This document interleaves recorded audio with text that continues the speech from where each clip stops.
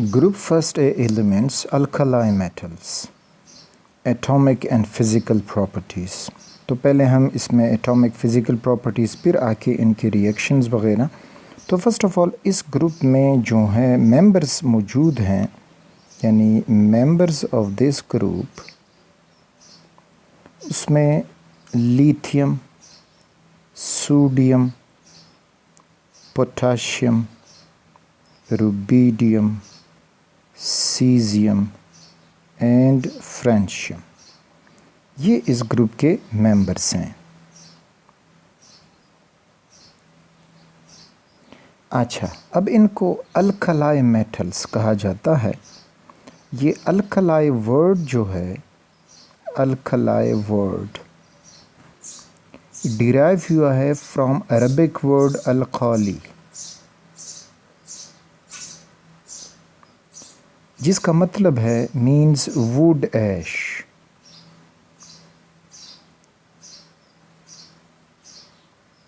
यानी लकड़ी का जो राख होता है। इसलिए कि the first member of this group were discovered in wood ash, तो इस वजह से इनको अल्कलाई या अल्काली कहा गया। फिर अल्कलाई वर्ड इस्तेमाल हुआ, तो आज हम इसको अल्कलाई मेटल्स कहते हैं। सारे मेटल्स हैं, इसी वजह से इनको मेटल्स कहा जाता है। यानी मेटल्स में ये प्रॉपर्टीज़ होंगी कि एक उनका होगा लस्ट्रस सरफेस, लस्ट्रस सरफेस चमकीली सतह, चमक देंगे। दूसरा conductor of current and heat,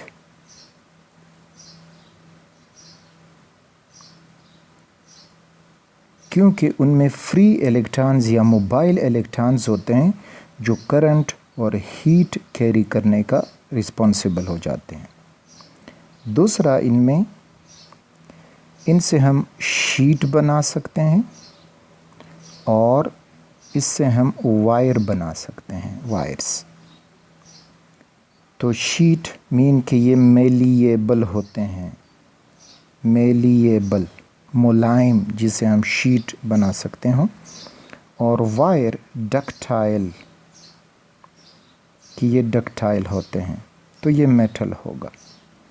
इसके अलावा सोनोरस एक वर्ड है, sonorous. Sonorous mean sound producing, sound producing. जब आप इसको किसी चीज़ से मारते हैं तो ये साउंड प्रोड्यूस करते हैं। तो ये कुछ चीदा प्रॉपर्टीज़ हैं मेटल्स की। केमिकल प्रॉपर्टीज़ में मेटल्स की आपको ये मिलेगा कि वो होते हैं इलेक्ट्रोपॉजिटिव, इलेक्ट्रोपॉजिटिव यानी इलेक्ट्रॉन देने वाले, इलेक्ट्रॉन लूजर्स,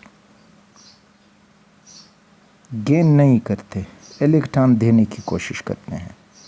फिर आगे इनमें इनके जो ऑक्साइड हैं, जिस तरह हम पीरियड थर्ड में पढ़े कि मेटल के ऑक्साइड बेसिक होते हैं विद फ्यू एक्सेप्शंस।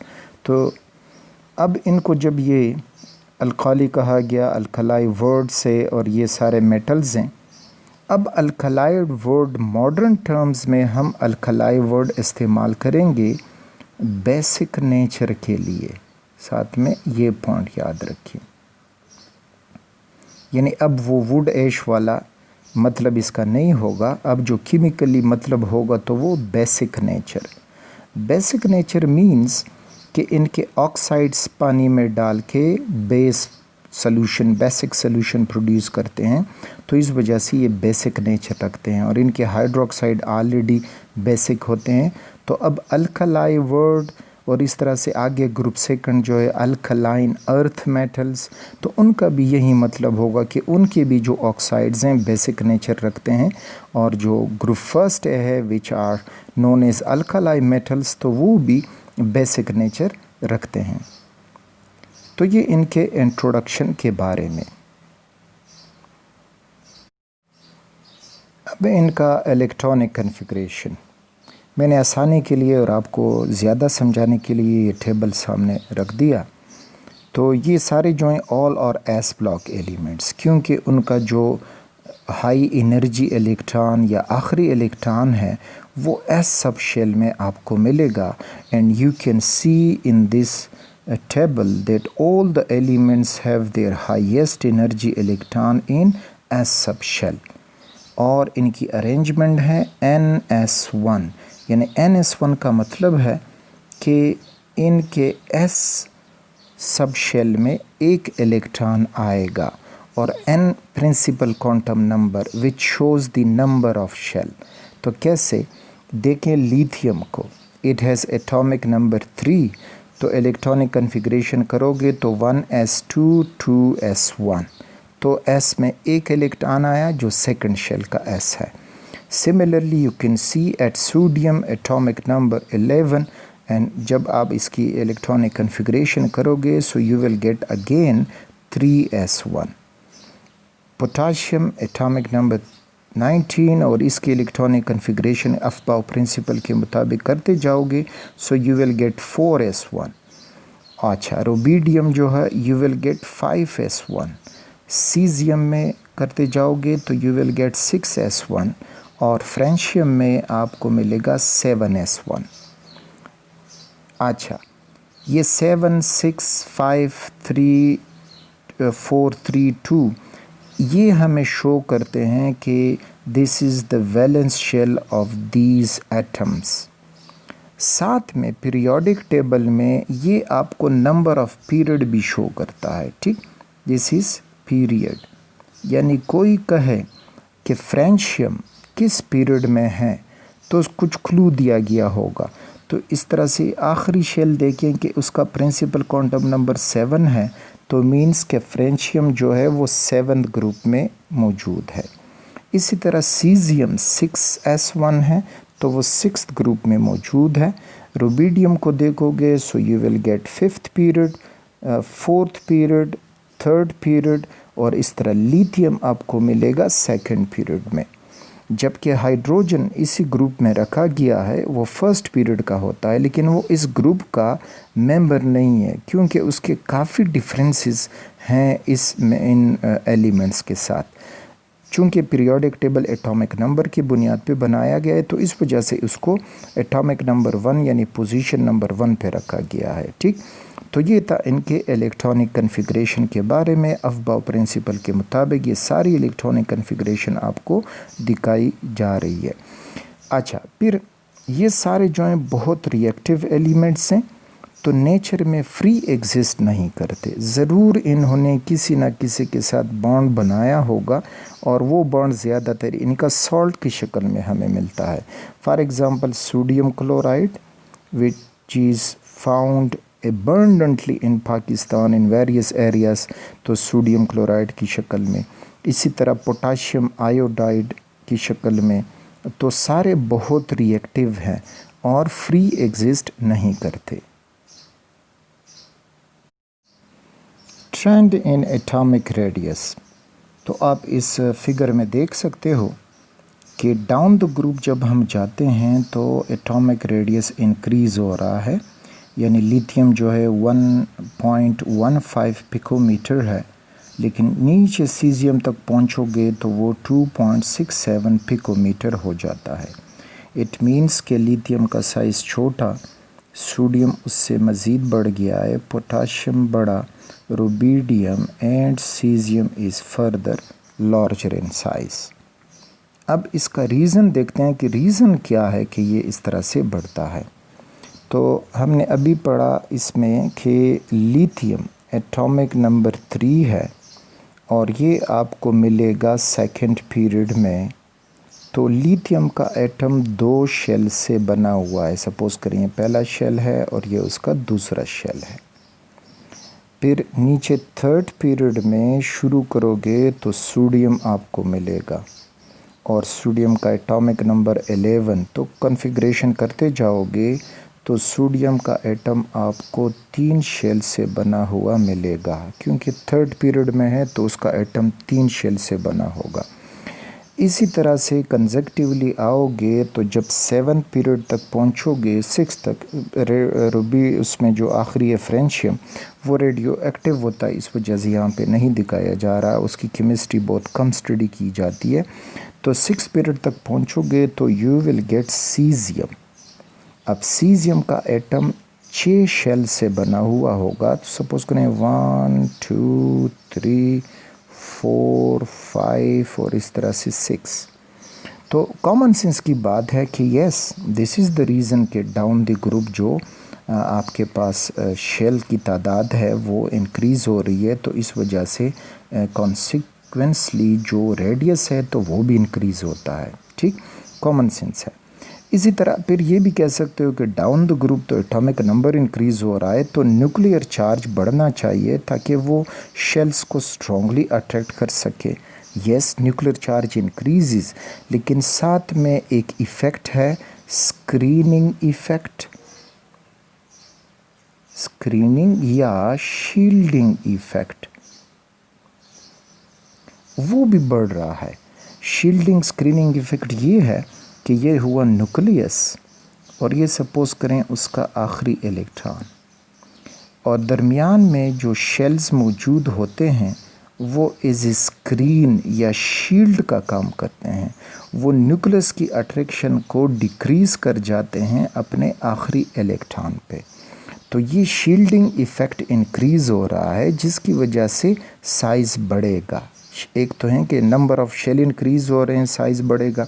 दूसरा, न्यूक्लियर चार्ज बढ़ रहा है लेकिन साथ में स्क्रीनिंग इफ़ेक्ट या शील्डिंग इफ़ेक्ट भी बढ़ रहा है, जिसकी वजह से मज़ीद जो attractive force of the nucleus on the electron है वो डिक्रीज़ हो जाएगा और एटम एक्सपेंड होता जाएगा।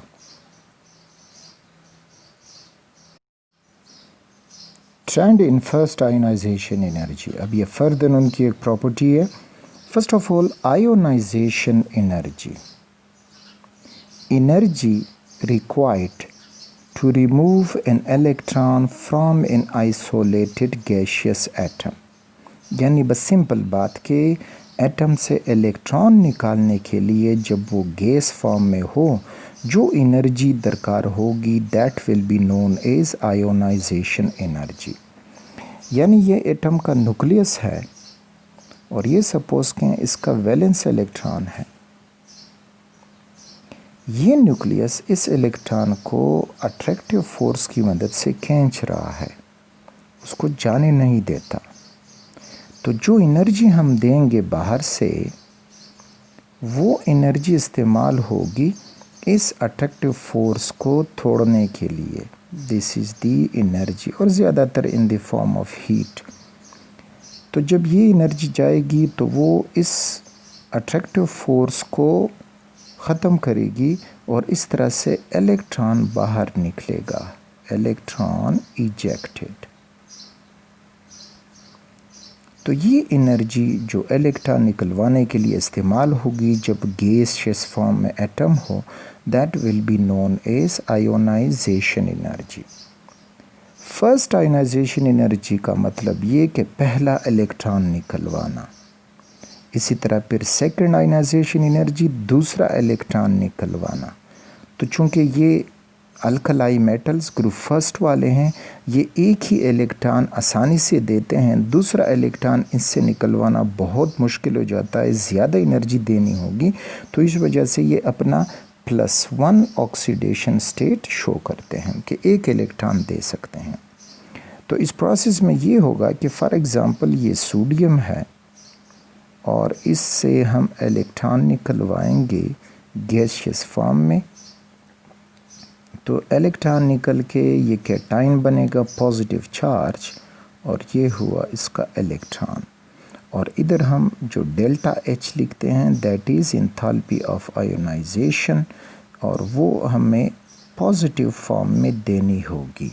ठीक, यानी एंडोथर्मिक प्रोसेस होगा क्योंकि हम उधर न्यूक्लियस और इलेक्ट्रॉन के दरमियान अट्रैक्टिव फोर्स तोड़ रहे हैं।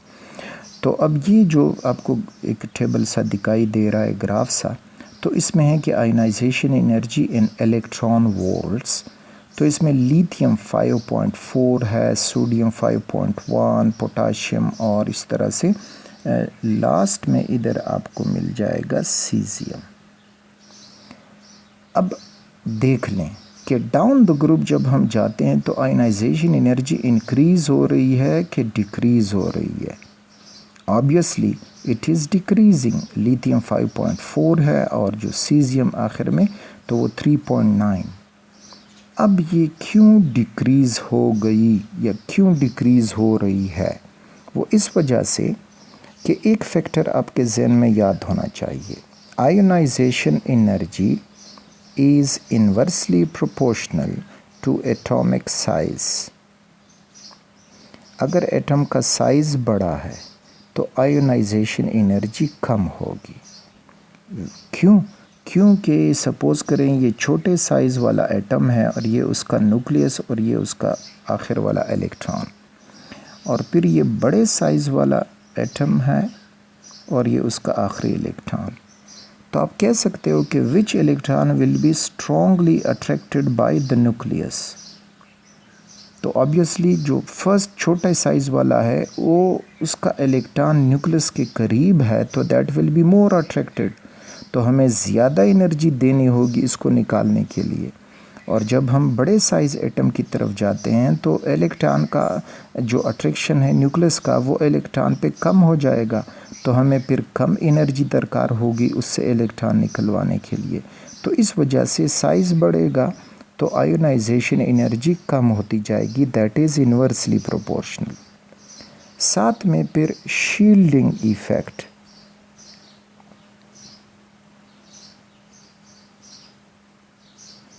शील्डिंग इफ़ेक्ट बढ़ेगा तो आयोनाइजेशन एनर्जी कम होती जाएगी।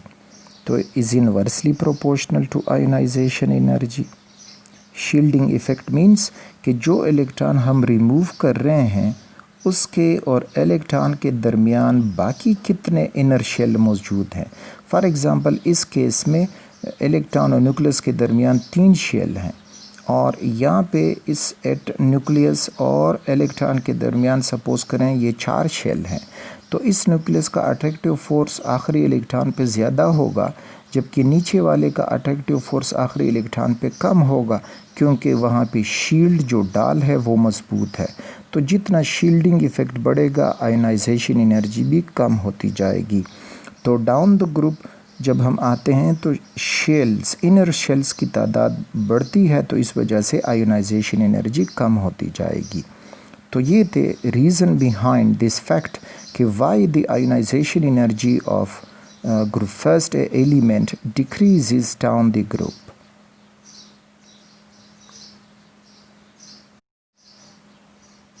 Trends in electronegativity of first A group यानी alkali metals.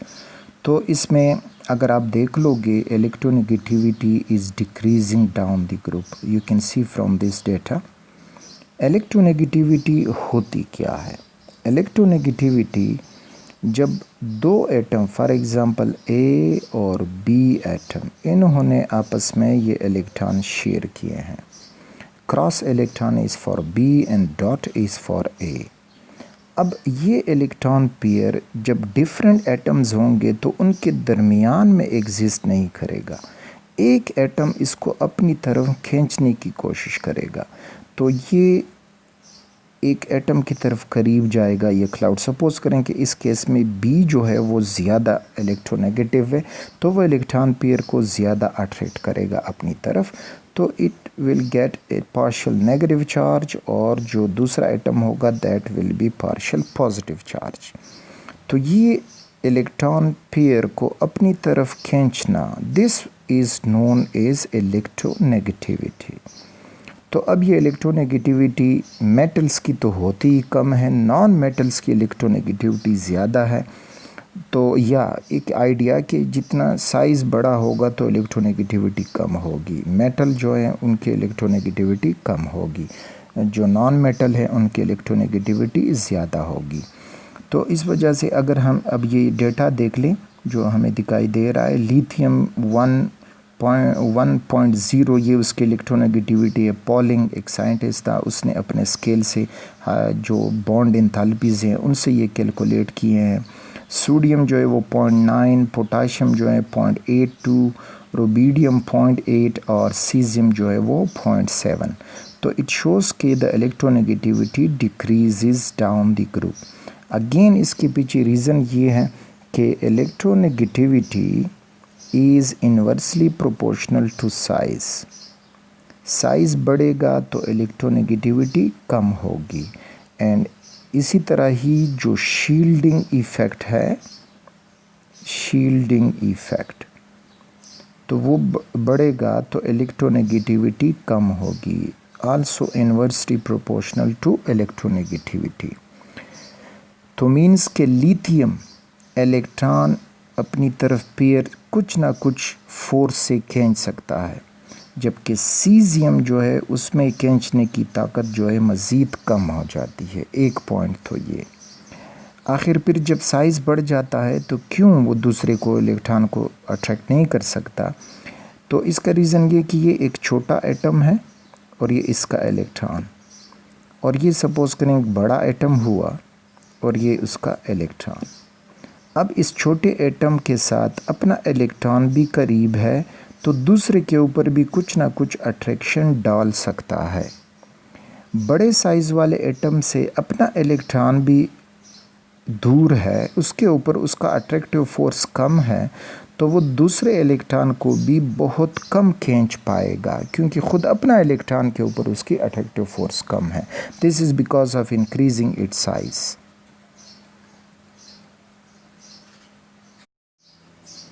Trend in melting and boiling points of these first elements. तो इस टेबल में आप देख सकते हो, if you watch it lithium और यहाँ से देखोगे तो इसका 180 मेल्टिंग पॉइंट है डिग्री सेल्सियस, और सीजियम तक नीचे आओगे तो यू विल गेट 28। तो इस तरह से कंसेक्टिवली नीचे आओगे सो you will see that the melting point is decreasing. तो ये हुआ कि melting point is decreasing down the group. फिर बॉइलिंग पॉइंट को देखोगे तो वॉच इट लिथियम, तो वो है 1342 degree Celsius 760 millimetre of Hg, यानी 1 एटमॉस्फेयर पे जब उनको बॉयल किया गया है तो ये। और इसी तरह सीजियम को देखोगे तो यू विल गेट 671। तो ये भी कंसेक्टिवली डिक्रीज़ हो रहा है इनका जो मेल्टिंग पॉइंट है, तो बॉइलिंग पॉइंट भी डिक्रीज़ हो रहा है। सो बॉइलिंग पॉइंट इज़ डिक्रीजिंग। अब इसके पीछे रीज़न क्या है? तो फर्स्ट ऑफ ऑल मेल्टिंग और बॉइलिंग में होता क्या है? मेल्टिंग और बॉइलिंग में जो पार्टिकल्स होते हैं किसी स्टेट में, उनके दरमियान इंटरमॉलिक्यूलर अट्रैक्शंस होती हैं। तो जब हम उसको मेल्ट या बॉयल करते हैं तो एक्चुअली ये इंटरमॉलिक्यूलर फोर्सेस को कमज़ोर किया जाता है ताकि वो पार्टिकल एक दूसरे से अलग हो जाए। तो इस तरह से अगर वो कम्पैक्टली क्लोज थे तो ये उनका सॉलिड नेचर था। जब हमने इनको हीट किया तो उनमें डिस्टेंस बढ़ जाएगा और रैंडम हो जाएंगे, तो ये उनका हो जाएगा लिक्विड स्टेट। और फिर मज़ीद हीट करेंगे तो पार्टिकल की स्पीड बहुत बढ़ जाएगी और मज़ीद एक दूसरे से दूर दूर चले जाएंगे। That is term is gas state. तो हम करते क्या हैं कि हम इंटरमॉलिक्यूलर फोर्सेस IMF, इनकी हम स्ट्रेंथ को वीक कर जाते हैं जब उसको मेल्ट करेंगे या बॉईल करेंगे। तो अब लिथियम में भी इंटरमॉलिक्यूलर फोर्सेस एग्जिस्ट कर रही हैं और डाउन द ग्रुप सीजियम में भी एग्जिस्ट कर रही हैं। सारे मेटल्स हैं तो सब में जो फोर्स है दैट इज़ मेटालिक बॉन्डिंग। इनमें मेटालिक बॉन्ड मौजूद है। अब मेटालिक बॉन्ड मीन्स कि लिथियम में ये मेटालिक बॉन्ड स्ट्रॉन्ग हैं क्योंकि उसको ज़्यादा हीट चाहिए उसको मेल्ट करने में या बॉईल करने में। और सीज़ियम में ये मेटालिक बॉन्ड वीक है क्योंकि उसको कम हीट चाहिए बॉयल करने में या मेल्ट करने में। अब क्यों ऐसा हुआ? ऐसा इसलिए हुआ कि जो लिथियम है उसके एटम छोटे हैं। Suppose these are 2 lithium atoms, और मेटालिक बॉन्ड बनता है जब ये मेटल अपने मोबाइल इलेक्ट्रॉन को अपने इर्द गिर्द स्पेस में छोड़ जाते हैं, जिसको इलेक्ट्रॉन सी या इलेक्ट्रॉन गैस कहते हैं। तो ये लिथियम के एटम्स हैं और उनका इलेक्ट्रॉन सी या वो मौजूद है। नीचे सपोज करें हम सीज़ियम बनाते हैं तो सीज़ियम का एटम बड़ा होगा। ये सीज़ियम के एटम्स हुए। अब इसने भी अपने मोबाइल इलेक्ट्रॉन गैस या इलेक्ट्रॉन गैस सी या ये बनाया हुआ है। अब आप ख़ुद देख सकते हो कि ये जो दो एटमों के दरमियान सपोज करें ये एक इलेक्ट्रॉन है, इधर सीज़ियम में दो एटमों के दरमियान ये इलेक्ट्रॉन है, तो which electron is strongly attracted by the nuclei? Sure, ये जो छोटे एटम हैं ये अपने इलेक्ट्रॉन को स्ट्रांगली अट्रैक्ट करेंगे, और ये जो बड़े एटम हैं वो अपने मोबाइल इलेक्ट्रॉन सी या इलेक्ट्रॉन गैस को वीकली अट्रैक्ट करेंगे। तो इस तरह से जो इंटरमॉलिक्यूलर फोर्सेस हैं वो डिफरेंट हो जाएंगी, यानी लिथियम के केस में वो स्ट्रॉन्ग होंगी तो उसको ज़्यादा हीट चाहिए होगा मेल्ट होने के लिए या बॉयल होने के लिए, और जो सीज़ियम का केस है तो उसमें साइज़ बढ़ गया है, तो बढ़ते हुए साइज़ के साथ उसका जो इंटरमॉलिक्यूलर फोर्सेस हैं वो वीक हो गई हैं, तो इस वजह से कम हीट चाहिए उसको बॉयल करने के लिए या उसको मेल्ट करने के लिए। So this was the reason behind कि इनके मेल्टिंग पॉइंट में ये कैसा ट्रेंड चल रहा है। ट्रेंड इन डेंसिटी। ओके, अब ये फिगर में आपको दिखाई दे रहा है कि डेंसिटी ग्राम पर क्यूबिक सेंटीमीटर, और जब हम देखते हैं तो लिथियम 0.53 है, और डाउन द ग्रुप जब हम जाते हैं तो थोड़ा सा सोडियम की जो जो डेंसिटी है तो वो इंक्रीज़ हो जाती है, लेकिन फिर पोटाशियम एबनॉर्मल शो हो रहा है, उसकी डेंसिटी कम हो जाती है, फिर रुबीडियम बढ़ जाता है और सीज़ियम इंक्रीज़ हो जाता है। तो एज ए होल अगर हम देखें तो density increases down the group, density increases down the group.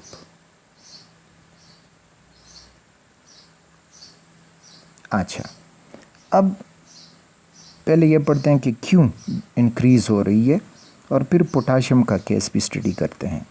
तो देखें ऊपर है ग्राम पर क्यूबिक सेंटीमीटर, मीन्स कि हमने एक छोटा सा डब्बा लेना है जो 1 क्यूबिक सेंटीमीटर हो। This is 1 cubic centimetre. अब लिथियम का साइज़ छोटा है एटम का, सोडियम का बढ़ जाएगा, पोटाशियम, रुबीडियम और सीज़ियम फिर सबसे बड़ा होगा। जब हम लिथियम लेंगे तो लिथियम इसमें सपोज़ करें दो ये एटम इसमें एडजस्ट हो जाएंगे, तो वेट करेंगे कि 1 क्यूबिक सेंटीमीटर में लिथियम का कितना मास समा गया है।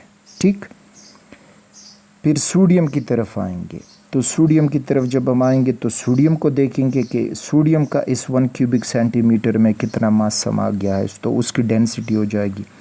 सोडियम की डेंसिटी बढ़ गई है, लिथियम की कम थी, इसलिए कि सोडियम का एटॉमिक मास ज़्यादा है, तो density is equal to mass per unit volume. जब सोडियम का एटॉमिक मास बढ़ेगा तो mass is directly related to density, तो उसकी डेंसिटी भी बढ़ेगी। The same is true for the down the group. तो ये है कि सीज़ियम को देखोगे तो उसकी मज़ीद, क्योंकि उसका मास मज़ीद बढ़ गया है और मज़ीद बढ़ने से उसकी डेंसिटी बढ़ जाएगी। वॉल्यूम तो हमने कांस्टेंट रखा है कि इट इज़ 1 क्यूबिक सेंटीमीटर। ठीक, अब ये पोटाशियम का भी बढ़ना चाहिए सोडियम के मुकाबले में, लेकिन पोटाशियम का जो है वो कम हो गया है। वो इसलिए कम हुआ है कि look at the electronic configuration. Sodium atomic number 11, तो 1s2, 2s2, 2p6 and 3s1। Potassium के केस में उनका एटॉमिक नंबर उसका 19 है, तो 1s2 2s2 2p6 3s2 3p6। उसके बाद 3p के बाद 3d एग्जिस्ट करता है, लेकिन 3d की एनर्जी ज़्यादा है तो इलेक्ट्रॉन प्रेफर करेगा 4s1 में। तो इसमें 3d0 एक वैकेंट सब शेल मौजूद है। तो ये वैकेंट सब शेल मौजूद होने की वजह से जो पोटाशियम के एटम का है, एटम का वॉल्यूम बढ़ जाएगा। जब एटम का वॉल्यूम बढ़ेगा तो look at here, when this volume increases density decreases, means कि इस 1 क्यूबिक सेंटीमीटर में पोटाशियम के कम एटम आएंगे, यानी उनका मास डिक्रीज़ हो जाएगा, क्योंकि ख़ुद पोटाशियम बहुत बड़े बड़े एटम रख रहा है। तो इस वजह से यहाँ पे उसके एटम कम आएंगे, तो मास कम हो जाएगा, और मास कम होने की वजह से उसकी डेंसिटी भी कम हो जाएगी कंपेयर टू सोडियम। फिर ये कह सकते हो कि इस तरह यही केस रुबिडियम में भी है कि उसमें 4d जो है वो 0 होगा। इसी तरह सीजियम में भी कह सकते हैं कि उसमें 5d 0 होगा। Yes, you are right. लेकिन उनके मास में जो इजाफा है, एटॉमिक मास, वो बहुत ज़्यादा हो जाता है कि वॉल्यूम एक्सीड कर जाता है। तो इस वजह से उनके मासेस में इंक्रीज़ आएगा। तो जब इनके मासेस में इंक्रीज़ आएगा तो डेंसिटी बढ़ जाएगी। ठीक, तो ये था। तो सिर्फ पोटाशियम के केस में जो एटॉमिक वॉल्यूम है ये उसकी डेंसिटी को इफ़ेक्ट कर रहा है। बाकी के केस में भी खाली सब शेल हैं, लेकिन उनकी जो मास है वो इतना इंक्रीज़ हो जाता है कि वॉल्यूम का इफ़ेक्ट ख़त्म करके अपनी डेंसिटी बढ़ा देते हैं। तो ये थे इनके डेंसिटी के बारे में और जो एबनॉर्मेलिटी आपको मिली है। और इस किस्म की एबनॉर्मेलिटी ज़्यादातर क्वेश्चन में पूछी जाती हैं, MCQs वग़ैरह में। यही एबनॉर्मेलिटी कि जो स्टूडेंट है वो कितना अलर्ट है, कितना कंसेप्ट अपना डेवलप कर चुका है या कर चुकी है।